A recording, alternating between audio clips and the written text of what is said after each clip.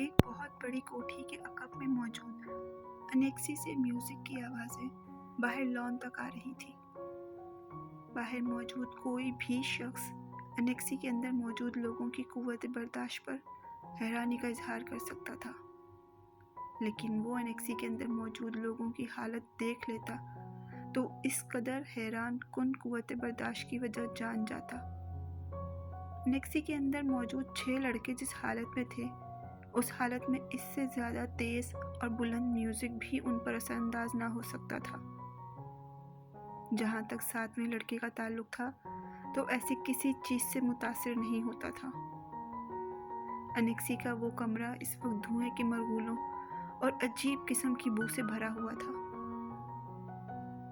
कालीन पर एक मशहूर रेस्टोरेंट से लाए गए खाने के खुले हुए डब्बे और डिस्पोजेबल प्लेट्स, चमचे भी पड़े थे।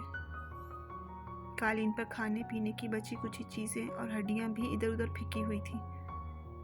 सॉफ्ट ड्रिंक की प्लास्टिक की बोतलें भी इधर से उधर लुढ़क रही थी। केचप की बोतलों से निकलने वाली केचप कालीन को कुछ और बदनुमा बना रही थी। वो 7 लड़के इसी कालीन पर एक दूसरे से कुछ फासले पर विराजमान थे। उनके सामने कालीन पर बियर की खाली कैंस का एक ढेर लगा हुआ था और तफरीह का ये सिलसिला वहीं तक नहीं रुका था। इस वक्त वो इन ड्रग्स को इस्तेमाल करने में मसरूफ़ थे जिनका इंतज़ाम उनमें से एक ने किया।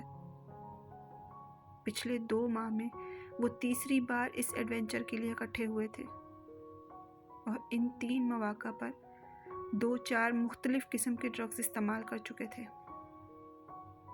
पहली बार उन्होंने वो ड्रग इस्तेमाल की जो उनमें से एक को अपने बाप के दौरान से मिली थी। दूसरी बार उन्होंने जो ड्रग इस्तेमाल की वो उन्होंने अपने एक स्कूल फेलो के तवस्सुत से इस्लामाबाद के एक क्लब से ख़रीदी।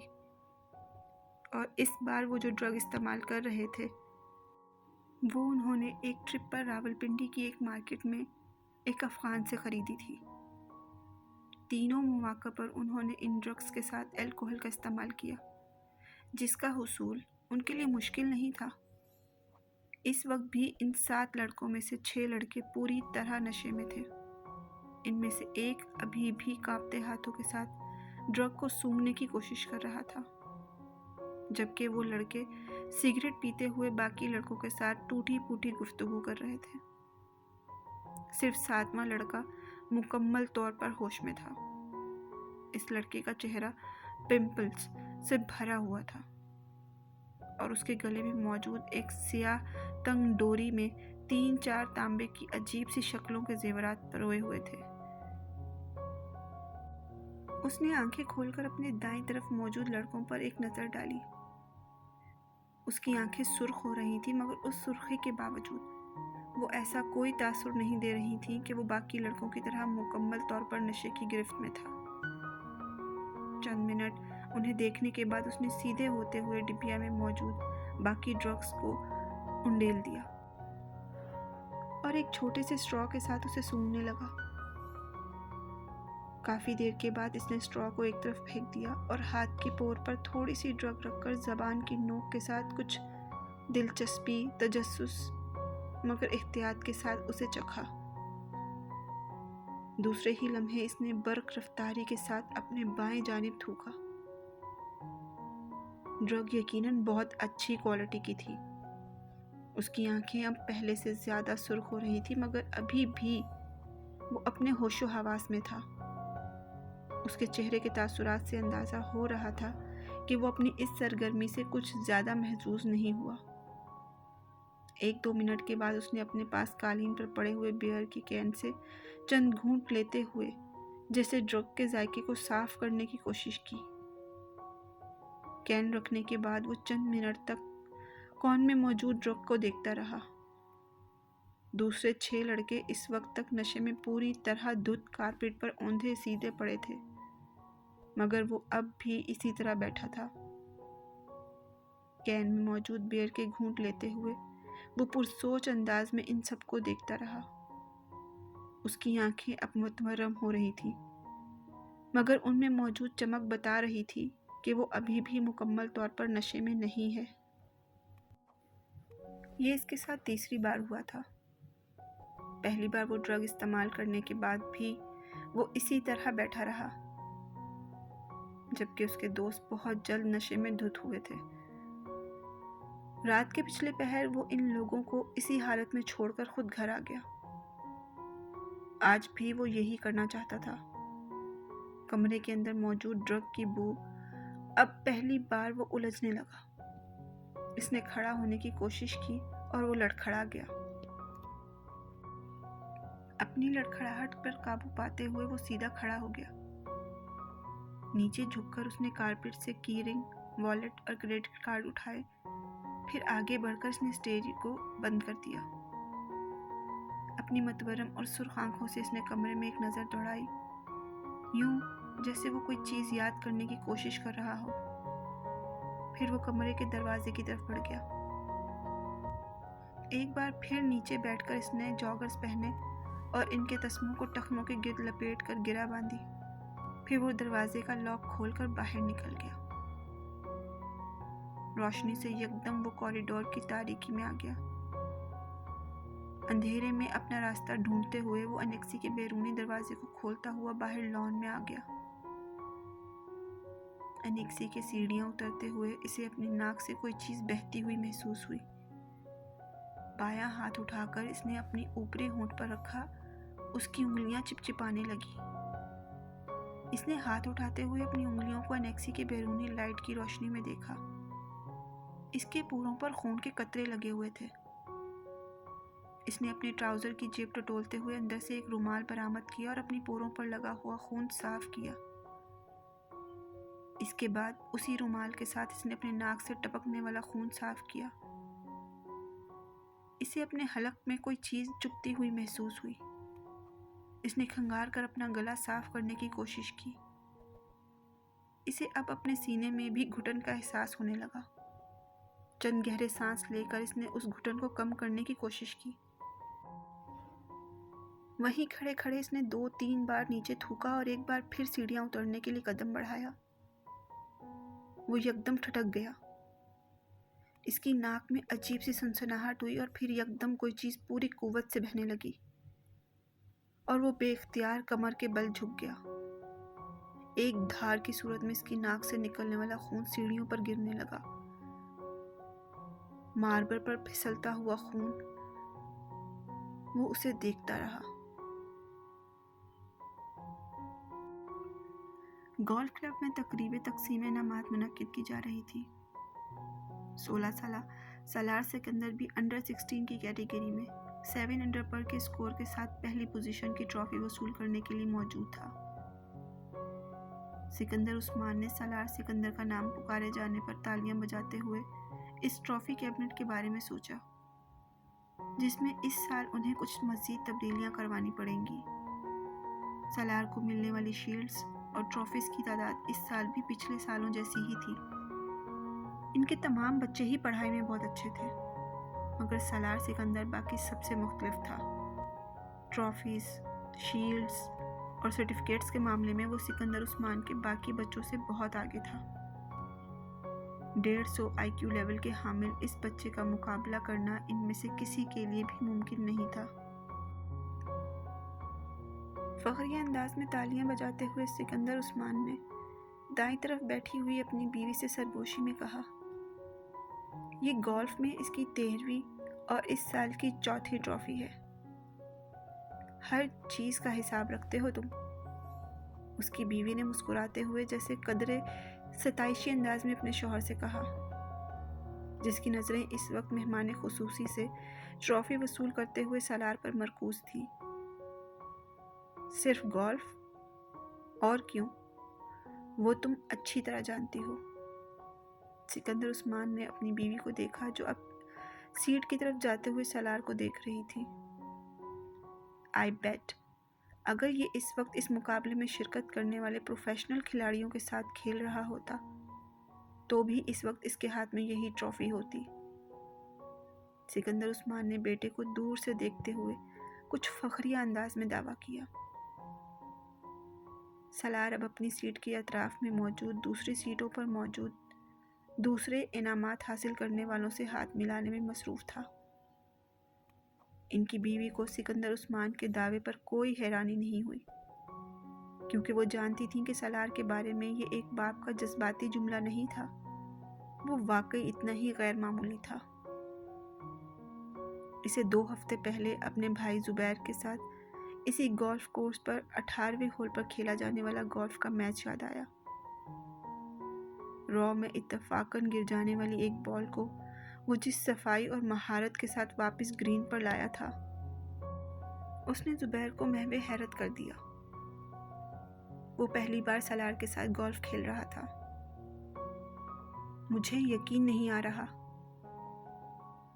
18 होल के खात्मे तक किसी को भी ये याद नहीं था कि इसने ये जुमला कितनी बार बोला था। रॉ से खेली जाने वाली इस शॉट ने अगर इसे महवे हैरत किया था, तो सलार सिकंदर के पुटर्स ने इसे दम बखूद कर दिया। गेंद को होल में जाते देखकर इसने क्लब के सहारे खड़े खड़े सिर्फ गर्दन मोड़कर आंखों ही आंखों में सलार सिकंदर और इस होल के दरमियान मौजूद फासले को नापा था, और फिर जैसे भी यकीनी से सर हिलाते हुए सलार को देखा। आज सलार साहब अच्छा नहीं खेल रहे। जुबैर ने मुड़कर बेयकीनी के आलम में अपने पीछे खड़े कैडी को देखा, जो गोल्फ कार्ट पकड़े सलार को देखते हुए बुड़बुड़ा रहा था। अभी ये अच्छा नहीं खेल रहा। जुबैर ने कुछ इस्तेहसासी अंदाज में क्लब के कैडी को देखा। हाँ साहब, वरना बॉल कभी रॉ में ना जाती, कैडी ने बड़े मामूल अंदाज में इसे बताया। आप आज यहाँ पहली बार खेल रहे हैं और सलार साहब पिछले 7 साल से यहाँ खेल रहे हैं। मैं इसलिए कह रहा हूँ कि आज वो अच्छा नहीं खेल रहे। कैडी ने जुबैर की मामूलात में इजाफा किया, और जुबैर ने अपनी बहन को देखा, जो फख्री अंदाज में मुस्कुरा रही थी। अगली बार मैं पूरी तैयारी के साथ आऊँगा, और अगली बार खेल की जगह का इंतखाब भी मैं करूँगा। जुबैर ने कुछ खुफ्त के आलम में अपनी बहन के साथ सलार की तरफ जाते हुए देखा। एनी टाइम एनी प्लेस, उन्होंने अपने बेटे की तरफ से अपने भाई को पुरएतमाद अंदाज में चैलेंज करते हुए कहा। मैं तुम्हें इस वीकेंड पर TA और TDA के साथ कराची बुलवाना चाहता हूँ, उन्होंने सलार के करीब पहुंचकर हल्के फुल्के अंदाज में कहा। सलार मुस्कुराया। किस लिए? मेरे बिहाफ पर तुम्हें कराची चैम्बर ऑफ कॉमर्स के सदर के साथ एक मैच खेलना है। मैं इस बार इलेक्शन में उससे हारा हूँ, मगर वो अगर किसी से गोल्फ का मैच हार गया तो उसे हार्ट अटैक हो जाएगा, और वो भी एक बच्चे के हाथों। So let's the settle the scores. वो अपने भाई की बात पर हंसी थी, मगर सलार के माथे पर चंद बल नमूदार हो गए। बच्चा, इसने इनके जुमले में मौजूद वाहिद काबिल एतराज लफ्ज़ पर जोर देते हुए इसे दोहराया। मेरा ख्याल है अंकल, मुझे कल आपके साथ 18 होल्स का एक और गेम खेलना पड़ेगा। असजद दरवाज़ा खोलकर अपनी माँ के कमरे में दाखिल हुआ। अम्मी, आपसे एक ज़रूरी बात करनी है। हाँ कहो, क्या बात है? असजद सोफे पे बैठ गया। आप हाशिम अंकल की तरफ नहीं गई? नहीं। क्यों, कोई ख़ास बात है? हाँ, इमामा इस वीकेंड पर आई हुई है। अच्छा, आज शाम को चलेंगे। तुम गए थे वहाँ? शकीला ने मुस्कुराते हुए कहा। हाँ, मैं गया था। कैसी है वो? इस बार तो खासे अरसे के बाद आई है। शकीला को याद आया। हाँ, 2 माह के बाद। शकीला को असद कुछ उलझा हुआ लगा। कोई मसला है? अम्मी, मुझे इमामा पिछले काफ़ी अरसे से बहुत बदली बदली लग रही है, इसने एक गहरा सांस लेते हुए कहा। बदली बदली? क्या मतलब? मतलब तो मैं शायद आपको नहीं समझा सकता, बस उसका रवैया मेरे साथ कुछ अजीब सा है। असजद ने कंधे उचकाते हुए कहा। आज तो वो एक मामूली सी बात पर नाराज हो गई।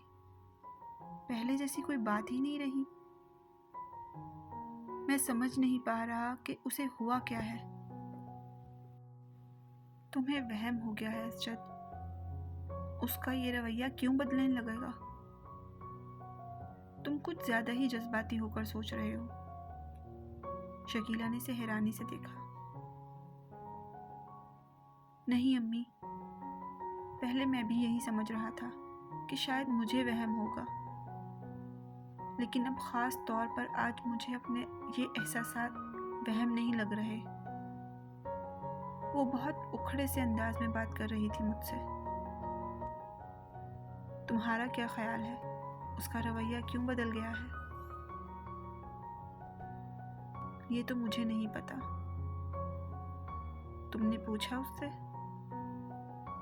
एक बार नहीं, कई बार। फिर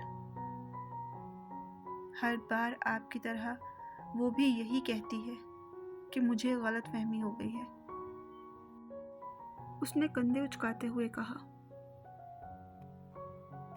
कभी कहती है स्टडीज की वजह से ऐसा है, कभी कहती है अब वो मैच्योर हो गई है इसलिए। ये ऐसी कोई गलत बात तो नहीं है। हो सकता है वाकई ये बात हो। शकीला ने कुछ सोचते हुए कहा। अम्मी, बात संजीदगी की नहीं है। मुझे लगता है वो मुझसे कतराने लगी है। तुम फजूल बातें कर रहे हो असजद। मैं नहीं समझती कि ऐसी कोई बात होगी। वैसे भी तुम दोनों बचपन से एक दूसरे को जानते हो और एक दूसरे की आदत से वाकिफ हो। शकीला को बेटे के खदशात बिल्कुल बेमायनी लगे। जाहिर है उम्र के साथ कुछ तब्दीलियां आ ही जाती हैं। अब बच्चे तो रहे नहीं। तुम मामूली मामूली बातों पर परेशान होने की आदत छोड़ दो, उन्होंने बेटे को समझाते हुए कहा। वैसे भी हाशिम भाई अगले साल उसकी शादी कर देना चाहते हैं। वो कह रहे थे कि वो बाद में अपनी तालीम मुकम्मल करती रहेगी। कम से कम तो वो अपने फ़र्ज से सबदोश हो जाएंगे। शकीला ने इंकिशाफ किया। अंकल ने ऐसा कहा? असजद कुछ चौंका। कई बार कहा है। मेरा ख्याल है वो लोग तैयारियां भी कर रहे हैं। असजद ने एक इत्मीनान भरा सांस लिया। हो सकता है मामा इसी वजह से कदरे परेशान हो। हाँ, हो सकता है। बहरहाल यही सही है। अगले साल शादी हो जानी चाहिए। असजद ने कुछ मुतमईन होते हुए कहा। वो 16-17 साल का एक दुबला पतला मगर लंबा लड़का था। उसके चेहरे पर बलूगत के वो गहरे रवां नजर आ रहे थे, जिसे एक बार भी शेव नहीं किया गया। वो इस रुएं से इसके चेहरे की मासूमियत को बरकरार रखा था। वो स्पोर्ट्स शॉर्ट्स और एक ढीली ढाली शर्ट पहने हुए था। उसके पैरों में कॉटन की जुराबें और जॉगर्स थे। च्युइंगम जब आते हुए उसकी आंखों में एक अजीब तरह की बेचैनी और इस्तराब था। वो इस वक्त एक पुरहुजूम सड़क के बीचों बीच एक हैवी ड्यूटी मोटरसाइकिल पर बैठा हुआ तेजी से तकरीबन उसे उड़ा ले जा रहा था। वो किसी किस्म के हेलमेट के बगैर था और बहुत रैश अंदाज में मोटरसाइकिल को चला रहा था। उसने 2 दफ़ा सिग्नल तोड़ा, 3 दफ़ा ख़तरनाक तरीके से कुछ गाड़ियों को ओवरटेक किया, 4 दफ़ा बाइक चलाते चलाते उसका अगला पहिया उठा दिया और कितनी ही दूर तक सिर्फ एक पहिए पे बाइक चलाता रहा। 2 दफ़ा दाएं बाएं देखे बगैर उसने बर्क रफ्तारी से अपनी मर्जी का टर्न लिया। एक दफ़ा वो जिगजैग अंदाज में बाइक चलाने लगा। 6 दफ़ा इसने पूरी रफ्तार से बाइक चलाते हुए अपने दोनों पाँव उठा दिए। फिर यकदम इसी रफ्तार से बाइक चलाते हुए उसने वन वे की खिलाफ वर्जी करते हुए उस लाइन को तोड़ा और दूसरी लाइन में सन्नाटे के साथ घुस गया। सामने से आती हुई ट्रैफिक की ब्रेकें यकदम चिरचिराने लगी। उसने फुल स्पीड पर बाइक चलाते हुए यकदम हैंडल पर से अपने हाथ हटा लिए। बाइक पूरी रफ्तार के साथ सामने से आने वाली गाड़ी के साथ टकराई। वो एक झटके के साथ हवा में बुलंद हुआ और फिर किसी चीज पर आ गिरा। इसे अंदाजा नहीं हुआ उसका ज़हन तारीक हो चुका था। वो दोनों लड़के स्टेज पर एक दूसरे के बिलमुकाबिल रोस्ट्रूम के पीछे खड़े थे, मगर हॉल में मौजूद स्टूडेंट्स की नज़रें हमेशा की तरह उनमें से एक पर मरकूज थी। वो दोनों हेड बॉय के इंतखाब के लिए कन्विंसिंग कर रहे थे और वो प्रोग्राम भी उसका एक हिस्सा था। दोनों के रोस्ट्रूम पर एक एक पोस्टर लगा था, जिनमें से एक पर वोट्स फॉर सलार और दूसरे पर वोट फॉर फैजान लिखा था। इस वक्त फैजान हेड बॉय बन जाने के बाद अपने मुमकिन इक़दामात का ऐलान कर रहा था, जबकि सलार पूरी संजीदगी के साथ उसे देखने में मसरूफ़ था। फैजान स्कूल का सबसे अच्छा मुकर्रर था और इस वक्त भी वो अपने जोशे खिदाफत के कमाल दिखाने में मसरूफ़ था और इसी ब्रिटिश लहजे में बात कर रहा था जिसके लिए वो मशहूर था। बेहतरीन साउंड सिस्टम की वजह से उसकी आवाज़ अंदाज दोनों खासे मुतासिर कुन थे। हॉल में बिलाशुबा सकूत तारी था और ये खामोशी सिर्फ उसी वक्त टूटती जब फैजान के सपोर्टर्स उसके किसी अच्छे जुमले पर दाद देना शुरू करते और हॉल यकदम तालियों से गूंज उठता। आधे घंटे बाद जब वो अपने लिए वोट की अपील करने के बाद खामोश हुआ तो हॉल में अगले कई मिनट तक तालियां और सीटियां बजती रहीं। इन तालियों में खुद सलार सिकंदर भी शामिल था। फैजान ने एक फातिहाना नज़र हॉल पर और सलार पर डाली और उसे तालियां बजाते देखकर उसने गर्दन के हल्के से इशारे से उसे सराहा। सलार सिकंदर आसान हरीफ नहीं था और ये वो अच्छी तरह जानता था। स्टेज सेक्रेटरी अब सलार के लिए अनाउंसमेंट कर रहा था। तालियों की गूंज में सलार ने बोलना शुरू कर दिया। Good morning friends. वो एक लफ्ज़ा ठहरा। फैजान अकबर एक मुकर्रर के तौर पर यकीनन हमारे स्कूल का असासा है।